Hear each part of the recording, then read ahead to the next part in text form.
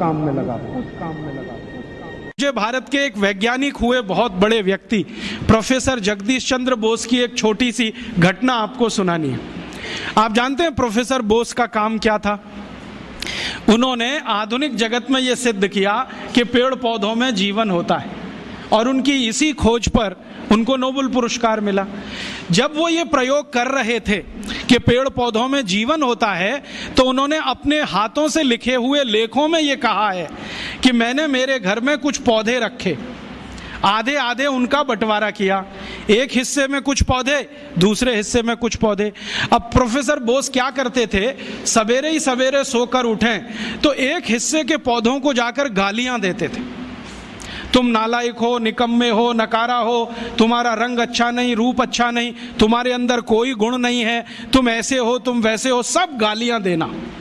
और दूसरी तरफ के जो पौधे थे उनको वो प्रशंसा करते थे, तुम बहुत अच्छे हो, बहुत सुंदर हो, तुम्हारे गुण बहुत अच्छे हैं, रूप रंग बहुत अच्छा है, तुम तो गुणों की खान हो, ऐसा ऐसा रोज बोलते थे।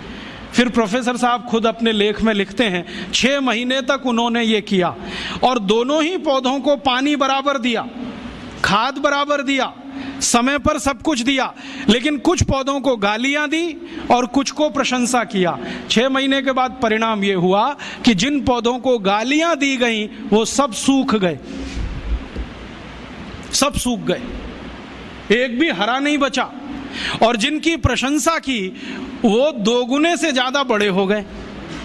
तो प्रोफेसर साहब लिखते हैं कि ये पौधे भी गालियां और प्रशंसा को समझते हैं।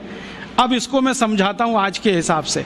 भारत को 300 साल अंग्रेजों ने गालियां दिया, तुम नालायक हो, निकम्मे हो, नकारा हो, तुम्हारी सभ्यता खराब है, संस्कृति खराब है, तुमको तो कपड़े पहनना भी नहीं आता, तुमको तो खाना खाना नहीं आता, तुमको सभ्यता का कोई रंच मात्र भी अंदाजा नहीं है, सभ्यता होती क्या है, विज्ञान नहीं जानते, टेक्नोलॉजी नहीं जानते, हम तुमको जो सिखा रहे हैं वही सही है। ये हम सुनते रहे सालों साल। भाई साहब, जब 6 महीने में पौधे सूख गए तो 300 साल में ये भारत भी सूख गया।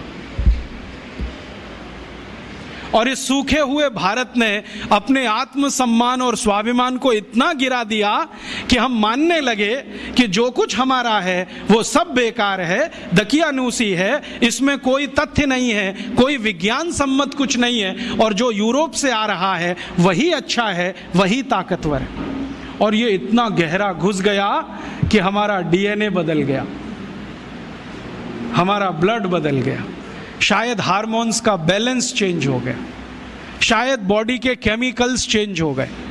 और ये इतना गहरा घुसते घुसते आ गया हमारे देश के प्रथम प्रधानमंत्री पंडित नेहरू तक के अंदर, जिन्होंने पब्लिकली कहा कि आयुर्वेद में क्या रखा है, इसको तो खड्डा खोद के जमीन में गाड़ देना चाहिए, जो कुछ है वो एलोपैथी में है।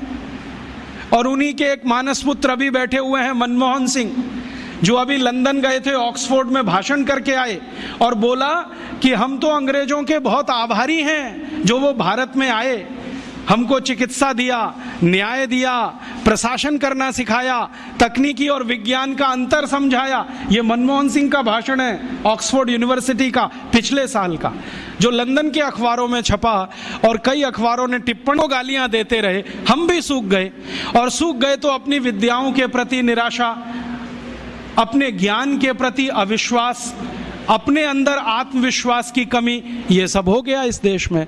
और इसी के चक्कर में सब छूट गया, और वो ऐसा छूटा कि विदेशियों का शासन भी आ गया। उन्होंने क्या किया कि धन के प्रवाह की दिशा बदल दी। पहले भारत में जब अपना शासन रहा होगा तो सबसे ज़्यादा रिसर्च आयुर्वेद पे हुआ होगा, फिर अंग्रेज आए तो उन्होंने एलोपैथी को केंद्र बना दिया, और उस एलोपैथी पर ऐसे फंड्स उन्होंने लुटाना शुरू किया कि भारत के बजट का सबसे बड़ा हिस्सा एलोपैथी के हाथ में। आज भी मालूम है 2006 में भारत के बजट में चिकित्सा का जो कुल खर्चा है, एलोपैथी का खर्चा 98% है, और होम्योपैथी, बायोकेमिक, आयुर्वेद, यूनानी बाकी का 2%। जो इस देश की मूल चिकित्सा व्यवस्था थी उसको हमने अलग कर दिया और उसको वैकल्पिक चिकित्सा व्यवस्था कहना शुरू कर दिया। जो मूल चिकित्सा व्यवस्था थी वो ऑल्टरनेट हो गई, और जो ऑल्टरनेट होनी चाहिए थी वो सेंट्रलाइज्ड हो गई। और इस सेंट्रलाइजेशन में क्या हुआ, हमने इस देश में लाखों करोड़ों रुपए जो खर्च किए एलोपैथी के ऊपर, उसका प्रचार किया या कहें तो दुष्प्रचार किया। वो दुष्प्रचार इतना घुस गया मानस में कि गांव का भी साधारण आदमी अब इंजेक्शन ही लगवाता है, उससे कम पे उसको संतोष नहीं आता। और जो डॉक्टर 8-10 गोलियां लिख दे तो वो बड़ा डॉक्टर है, और जो एक गोली से ठीक कर दे वो छोटा डॉक्टर है, और जो बिना गोली के ठीक कर दे वो तो मूर्ख है। जो आपको ये समझाए कि भैया ये बीमारी तुम्हारी जीवन शैली की गड़बड़ी से है, तुम जीवन शैली बदल लो, क्या फालतू बात करते हो, आप कोई डॉक्टर हो?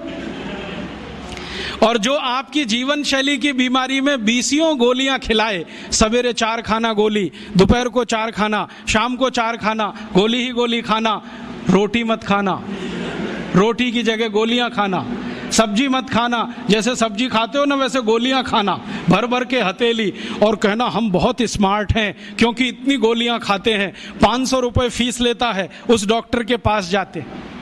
ये घुस गया